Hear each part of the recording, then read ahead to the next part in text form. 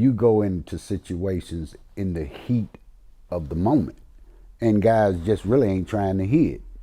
Just on another side, a guy, like I say, told me to put me to sleep before, and I was, man, it was in the wintertime, not real cold, it's kind of like mildly cold outside, and I was on Washington, out in the Austin community, right off Central, in Washington, and the guy, I was doing my best to save a life of a 20-year-old guy, and the guy put him in the back because the parents had called me. This is crazy, because the 20-year-old guy was working security on his drug location over there, and I ain't gonna give up the exact location, right. But his mother had an asthma attack.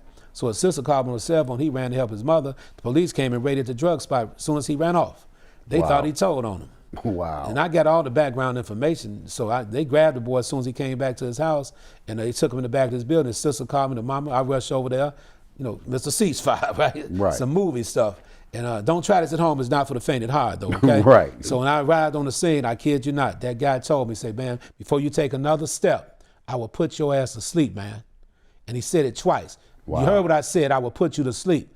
And I'm not gonna tell you I wasn't a little nervous, because I was like, you know, but I was already there. Right. You see, pride goes before the fall, right?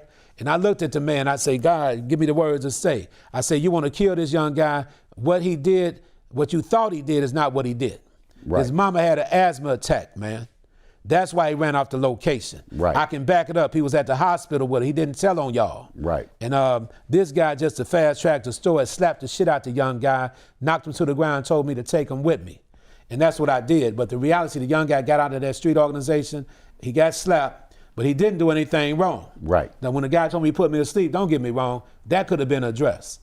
But I'm a peacemaker. That's not why you're there. That's what I'm talking about. I'm a peacemaker.